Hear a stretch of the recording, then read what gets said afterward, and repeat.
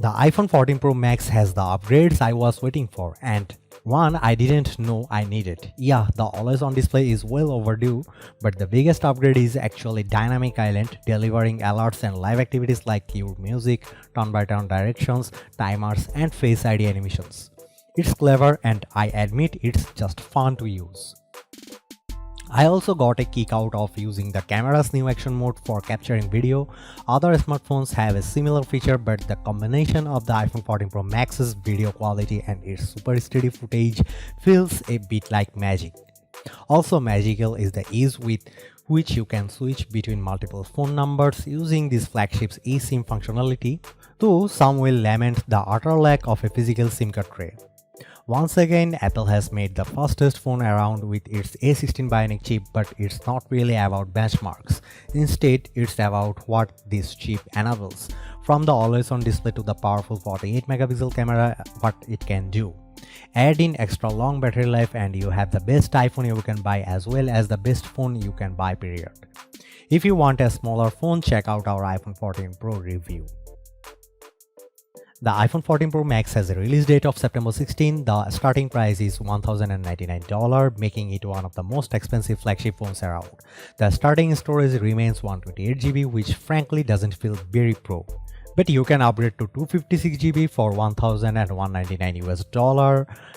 Going to 512GB costs $1,399 and 1TB will run you $1,599.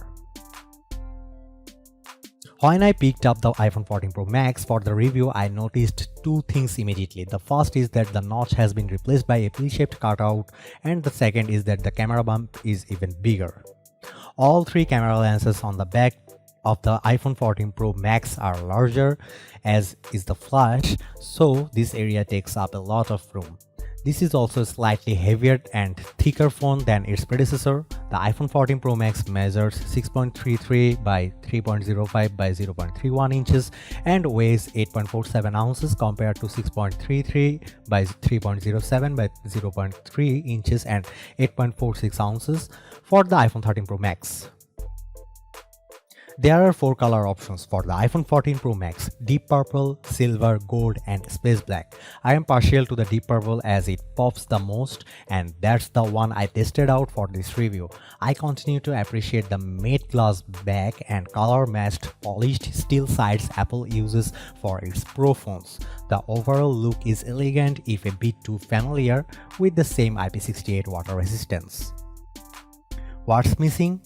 That would be the SIM card tray. Like the headphone jack before it, Apple has removed this feature for US models, replacing it with eSIM technology. The good news is that we found it quite easy to add a line to the iPhone 14 Pro Max and you can have 2 active numbers at once.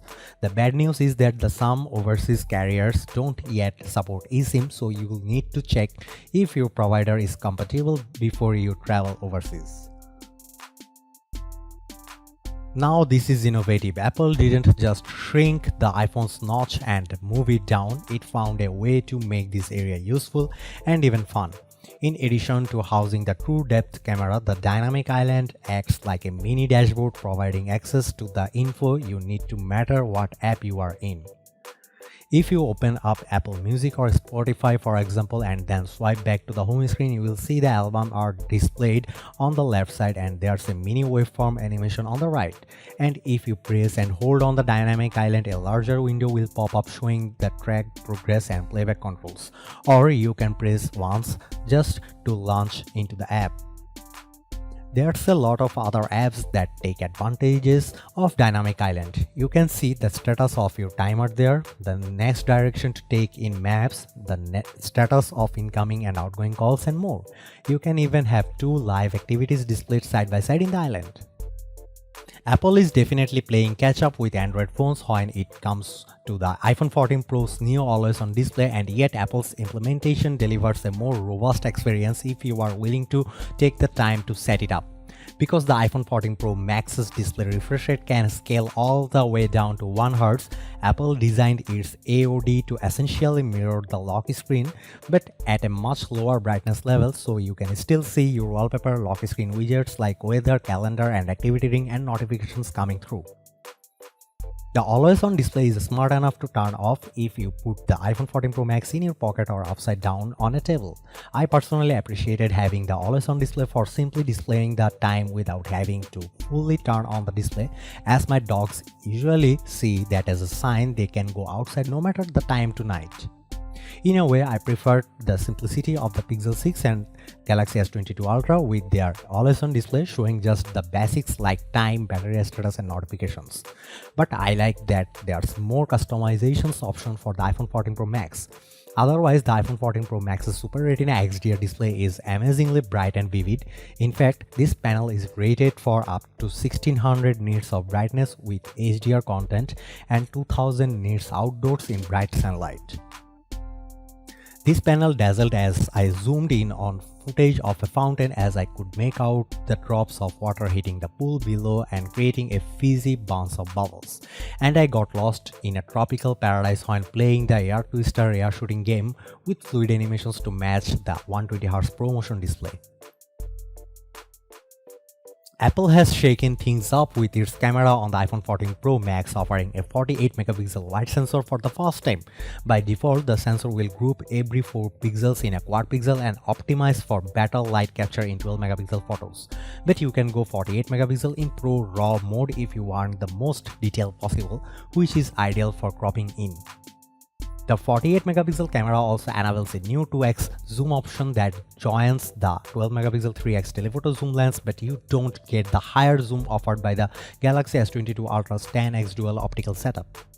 The iPhone 14 Pro Max also features a new 12 megapixel ultra wide camera that's nearly twice the size, and 12 megapixel true depth camera now offers autofocus along with the faster f1.9 aperture for better low light photos. In fact, better low light performance is a big theme across the board with this phone, as there's photonic engine powered by the A16 Bionic chip that's designed to offer brighter and more colorful photos for every camera. You can shoot 48 megapixel photos, but you first have to enable Apple Pro RAW and set the Pro RAW resolution to 48 megapixel in Settings app. It would be easier to initially activate this within the camera app, but once enabled, you can toggle between RAW and normal pics in the camera app. Check out the samples of iPhone 14 Pro Max versus other flagships.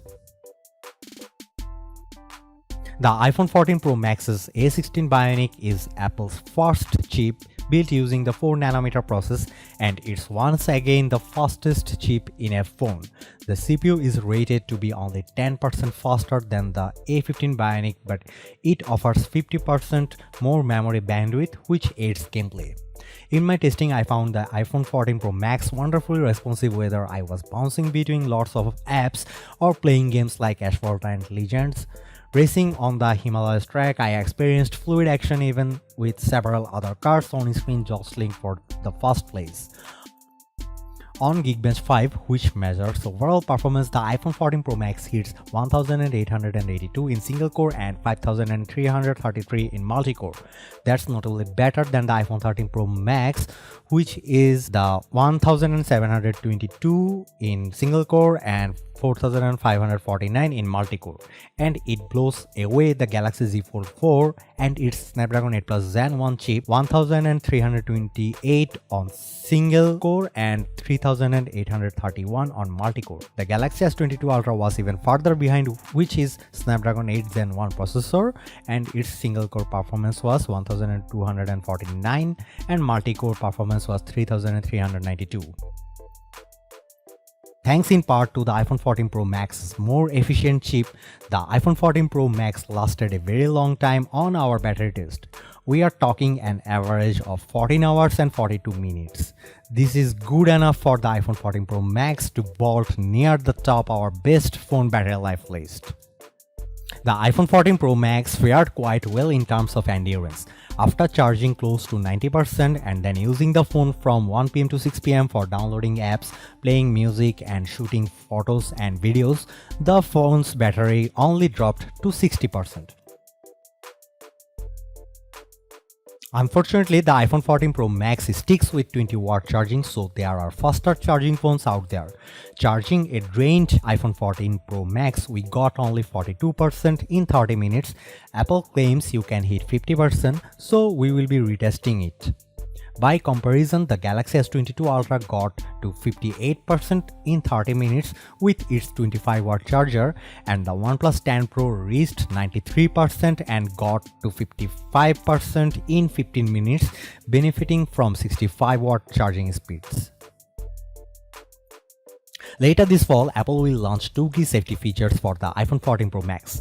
The first is emergency SOS via satellite, which combines new antennas and software to connect to satellites when you can't get a cellular or Wi-Fi signal. You will then get help from emergency services to your location. The second safety feature is crash detection, which leverages the iPhone 14's improved accelerometer and gyroscope to detect whether you are in a car crash. Should a crash happen, your iPhone can automatically dial emergency services as well as notify your emergency contacts you designate. The iPhone 14 Pro Max runs iOS 16 by default, and there's a lot to like in this new software update. You can customize the lock screen with widgets, photos and more, and what you choose will also show up on your always-on display. Other highlights include the ability to unsend texts and edit them, a replacement for passwords called passkeys, and new fitness app, and finally a battery percentage indicator.